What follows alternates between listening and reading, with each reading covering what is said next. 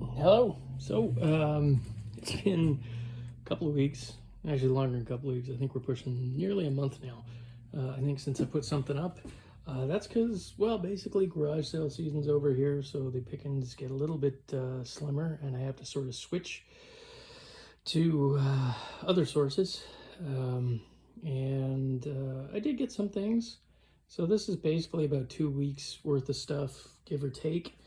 So we'll get right into it.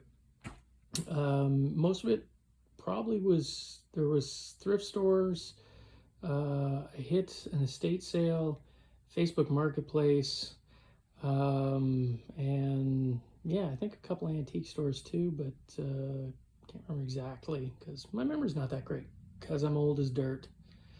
So yeah, here we go. So these chairs, which you probably can't see too well, look very modernist. They've got, not modernist, modern. Somebody's reupholstered them, and sadly, somebody has painted them black. It kind of looks like chalky type paint, but underneath that are three nicer teak chairs. Labels have been removed, so I can't absolutely 100% guarantee who made them, but whoever it was clearly influenced by Niels Mahler, with the backs like that, the splayed legs. But I don't think they're actually Mahler chairs, but there certainly are. That armchair is nice out of it. So basically be a winter project, taking parts, strip them down, try to get a more age-appropriate upholstery for them. And then what else we got? Oh yeah, quite a bit of pottery here and there. Actually, I don't have any of it out. That's unfortunate. But this was a nice little, I love this sort of amoebic mid-century colors and patterns that are on there. It's German, I believe, because it's ceramic, but I don't know the company. But nice little, I'm going to say, not an ashtray, but maybe just a compote. Sort of a catch-all, put it on top of the table. These two things are serving pieces from Broadhurst, and in particular, these are by, there she is, Kathy Winkle. She designed these, and this is the Renaissance pattern. And she did hundreds and hundreds of different designs. There's one there, and that's a different one. Sorry, show that. That's the Renaissance one. And then Agincourt. That's the Agincourt pattern. Now, she worked in the 60s and 70s. They were an English company, but in Canada, they were sold through most of the major department stores.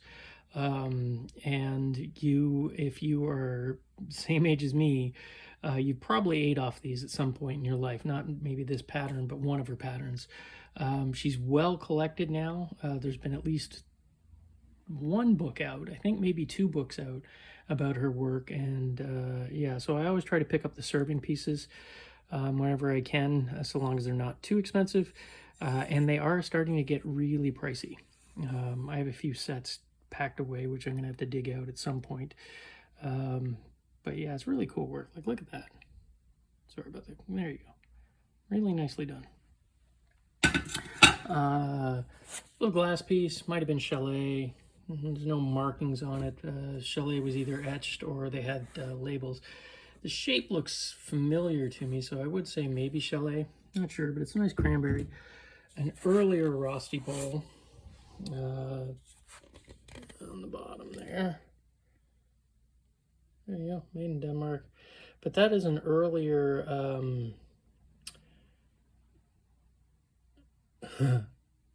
totally forgetting what I'm saying now. Yeah, it's an early form of the Rosti label. There you go. Wow, I'm really starting to go. So I picked that one up. I've had a few different Rosti sets over the time. Orange is a popular color. Not a great deal of money, but you know, worth getting. I don't think I paid much more than a couple of bucks for it, so it's worth picking up like that.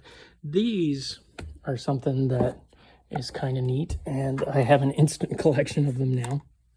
I actually picked this up at a roadside sale that I happened to be driving by. And it is all these 1980s, possibly the 70s, but they're all these plastic insulated thermal mugs from different donut shops and coffee shops. And they're just, it's when you get them all together, they look great as a collection. You got the Donut Diner, there's an early Tim Hortons, Mr. C's Donuts. It's the Harness Club of Fambro Down. It's kind of an interesting one. Even a Burger King, Cinnabon, another Mr. C's. This is my favorite. Mr. Muggs Coffee and Donuts, Taps Donuts. That's in Toronto. And then here's Coffee Way, and none of them have been used. They all have the stickers on the bottom, because what you did was you stuck the plastic ring to your dash, and then you could mount these, slide in and out of that ring for most of these, which is pretty ingenious when you think about it. Then you don't have to worry about your coffee mug slipping and sliding all over the place. I have no idea, honestly, the value of them. It was such graphically, they're really striking, so I just figured I'd pick them up. And like I said, it's an instant collection. I haven't even looked. Probably, I would imagine you're going to be looking at minimum for some of them $10-15 a piece on eBay. Just pretty quick sales, bread and butter type stuff. Oh, I picked these up today. These actually came from the Value Village. They are all Disney characters. They are all Christmas ornaments, although some of them aren't really Christmassy, but they're all designed to be hung on your Christmas tree. There's Pinocchio. Each of them has Walt Disney, made in Hong Kong, and their names. They're sort of like a flocked felt, probably because of the Hong Kong manufacturer, probably in the late 60s or through to the mid 70s, because that's when Hong Kong was doing a lot of toys for the North American market. But they were in the Value Village showcase, so they weren't super cheap, but I think it came out to like around 15-20 bucks, and there's probably worked out to about $1 a piece overall. So again, when you're picking up vintage Disney stuff at $1 a piece, you're not really taking a risk in any way. You're never going to lose your money on it, worst case. And I think with quite a few of these, I'll get somewhere between $10 and $15 a piece again. So that's a good pickup. I got that. It was just, again, Value Village. There's the bag back there. $5.99. Sony Discman. I'm a sucker for old Sony tech. And I used to buy the cassette Walkmans, and I squirreled them away, and now they're worth quite a bit of money. So I've been selling those, but the Discmans, I have a few too, but I just, you know what? I haven't even looked up to see what they're worth. I'm probably just going to squirrel it away, stick it in a box, forget about it for 10 years, and then, yeah. So yes, my wife is right. I am a hoarder. I have I can't even deny it. Down here, it's the sound of my knees cracking. These were actually at the one garage sale that I think happened in the last 2 weeks. This one's sealed. It's not very old, but I think it was $4 or $5. Same kind of thing. Just stick it away and forget about it. Sealed toys, always, I always try and pick them up. I mean, it isn't brand new or anything like that, but it's from the 2000s. And it's a muscle car. It's gonna thing. Oh, there it is. Yeah, it's a price, $5. And this one I think was 10. Now it's opened, but this one's earlier, and it's huge. And I think they threw it in for $10. Everything is in there. I've been through it. Most of it hasn't been taken off. Like the plastic bags are all sealed up. Nothing's been clipped off the little plastic frames. I think whoever bought it opened it and then got intimidated by how complex it is. It's a huge model. And so I think whoever, bought it for somebody kind of overestimated their skill level, and that person just sort of put it away. Box is a little bit faded. It's been not stored in the best way, but it's still all there. These sell for over $100 a piece, not like opened, not used, on eBay. and that's actual sell-through. So I was shocked at that. I expected, you know, maybe 20, 25 bucks or whatever, but yeah, nice surprises. They do come up on time to time. Speaking of nice surprises, so I was watching another YouTuber who I can't remember what their name was, but they mentioned they'd had some luck selling guitar tab booklets for more modern bands. And I kind of kept that in the back of my head. And then today at the Value Village, there was a stack of these books. And it's all, it's going to get me in trouble with music I can't stand. Like, the Deftones okay, but like bands like Korn and nu metal spelt NU, mind you. Yeah, so like Atreyu, Godsmack, Disturbed. There's 15 of them. They're all virtually brand new. If they were used, they weren't used very often. They had price tags on them of $30 back in the day. And these all came out, I think probably you're going to find sometime in the late 90s, early 2000s. And so I asked what the prices were on them.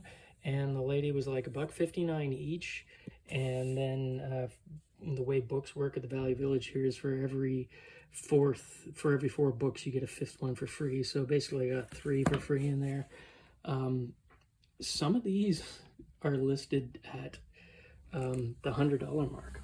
Now there aren't sales at that, but there's lots of sales in the $40 and $50 range for many of these. So just a word of advice: if you see newer guitar tabs, take the time and look them up, because you might be able to get yourself a little treasure trove there. And you know, worst case scenario, at $1.59, if they're not worth it, you just donate them back to like a local charity, or maybe to like a local music program, or just, you know, I've got the store, so sometimes I stick free boxes out, and then, you know, at least they get some use out of them. You're getting to write it off anyways if you're a legit business like I am. This I picked up, actually this was a while ago, and I totally forgot about these, but I thought I'd just bring them out and show you. I initially thought they were door pushes for 7-Up. The graphics are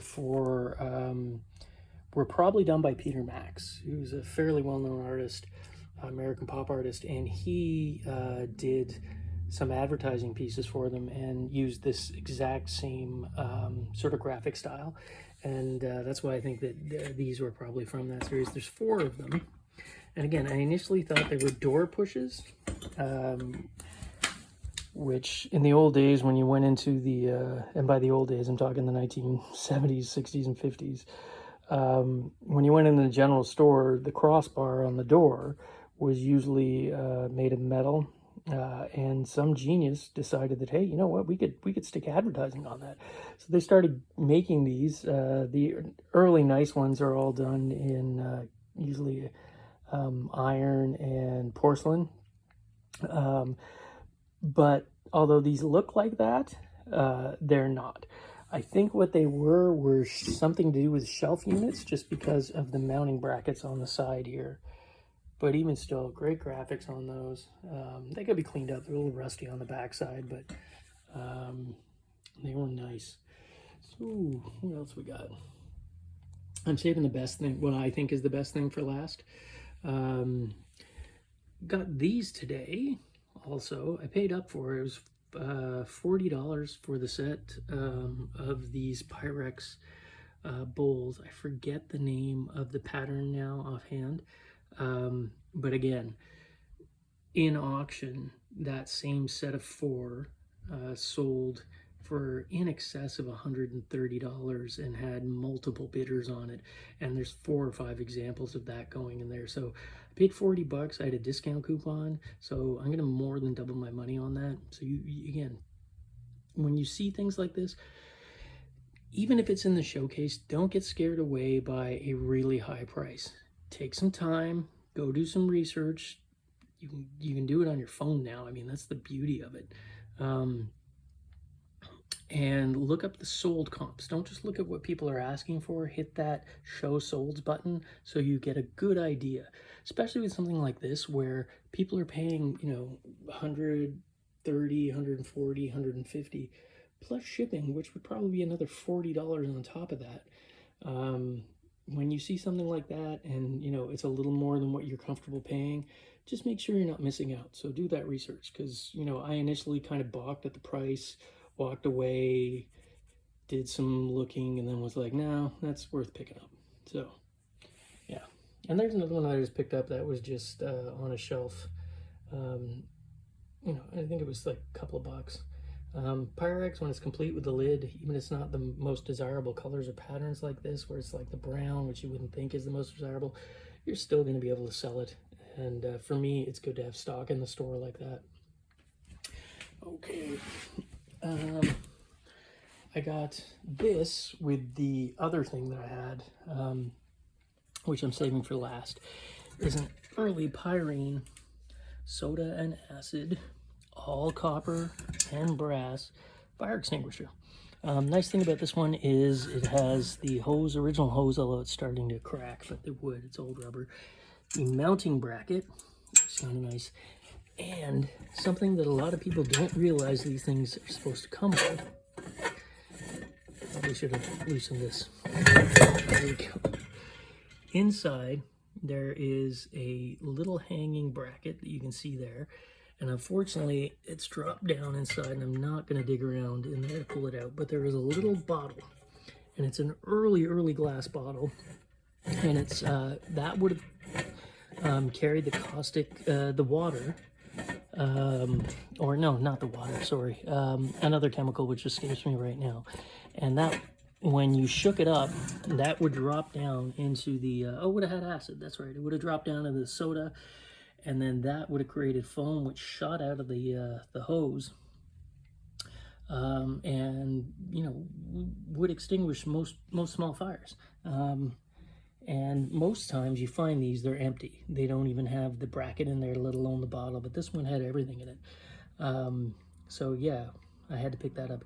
Some of you may know, or may not, I was a firefighter for 9 years or so, and so yeah, I've kind of got a bit of an affection for old firefighter stuff, especially things like this, because it's all copper. This one needs a good cleaning up and a shining, hit it with a polishing wheel. They just look great, and the fact they were functional, yeah, it also baffles me as a past firefighter that this was the technology that people used to put fires out. It's just, you know, different kind of people back then. They were, yeah, they were a lot tougher and a lot braver, I think, for sure. They used to face fires, and like we would go in full bunker gear. They used to, I remember the old timers telling us stories about going in long leather coats, and that was it. I mean, that's just crazy. What's in the bag, Jay? What we got in the bag? Oh, records. Yeah.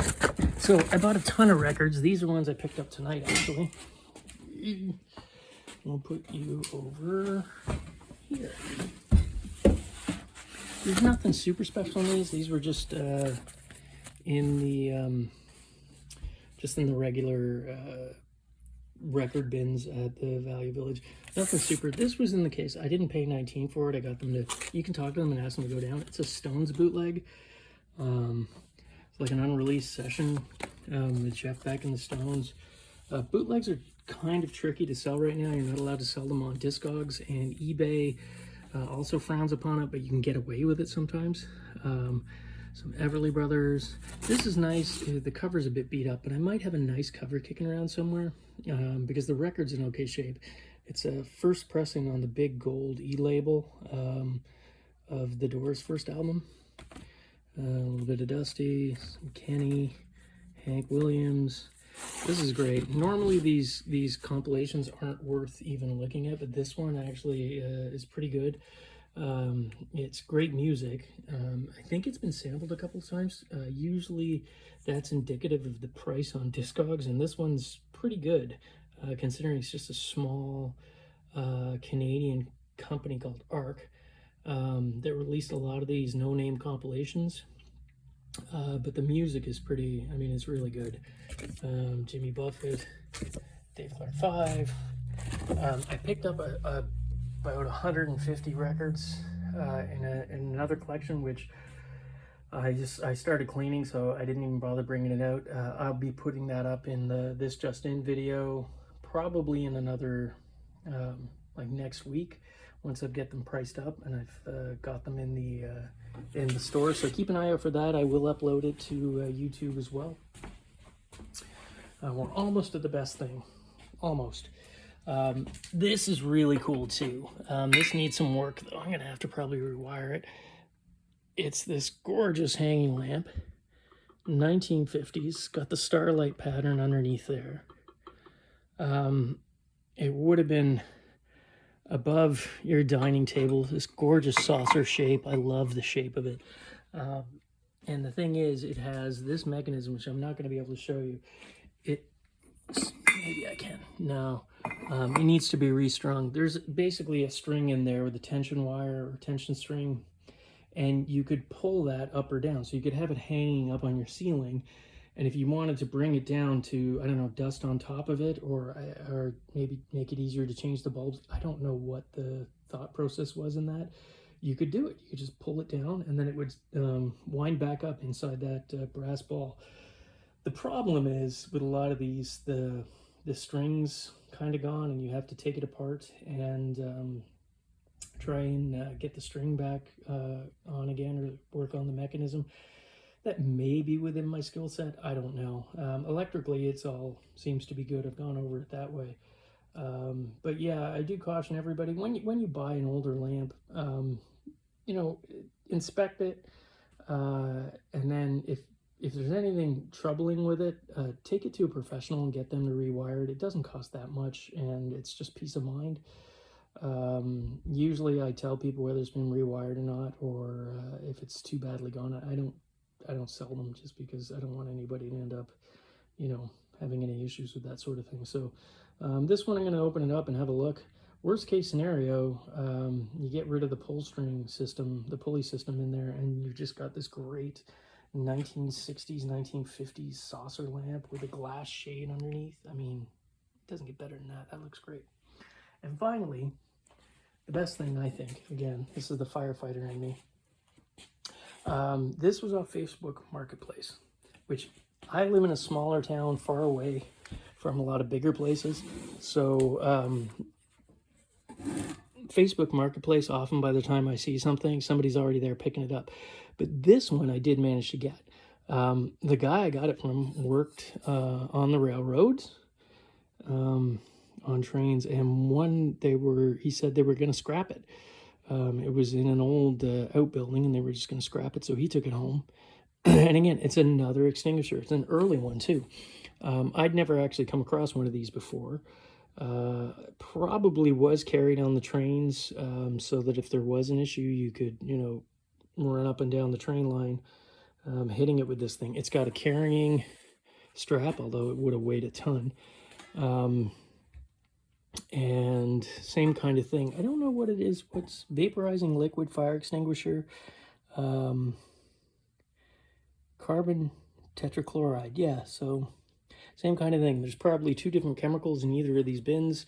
And then you would probably pressurize them and throw a valve, and that would mix them and come shooting out of here. And it's just gorgeous. It's a big one. I've never seen this shape before. It's got it's an FRA or FRX on the thing, but it actually has La France stickers on it. Now, La France made a lot of early fire trucks in the 40s, 50s. I don't know if they did stuff. Yeah, probably did some stuff into the 60s. Oh, look at that. It says air on there. Huh. I don't know what that would have been. But yeah, as a firefighter, I thought this was just a great piece, and it's probably pretty rare. I haven't done much research on it, but I'm gonna clean it up. Yeah, you know, more than likely, it's probably gonna end up in my collection. I got quite a few things, so. But yeah, that was basically my last few weeks. Like I said, going into the winter in Canada, it gets harder and harder to find pieces. You have to start going further and further afoot. because the local garage sales just dry up. And after that, it is estates and other collectors bringing stuff in. I've got, you can't see it over there, but 2 bins of various paper that somebody brought in and left with me to go through to see if I want any of it. And that's more and more what happens over the winter, is other people selling me parts of their collections. So I'm going to have a video up later, probably this week, with the records that I came up with this week. It's just this just in video. Check that out if you're into records, because there's going to be some good titles in there. A couple of really rare jazz records in that. Yeah, I will put links to the my Instagram page for the store and the Facebook page for the store in the description. So if you want to check those out and join up, that would be awesome. And yeah, if you have any comments or questions about anything in here, or you know what, if any of this stuff interests you, just give me a shout. And yeah, if you're within the area, come by the store and check us out. All right, I hope you all have a good week and you find some really great treasures. See you later.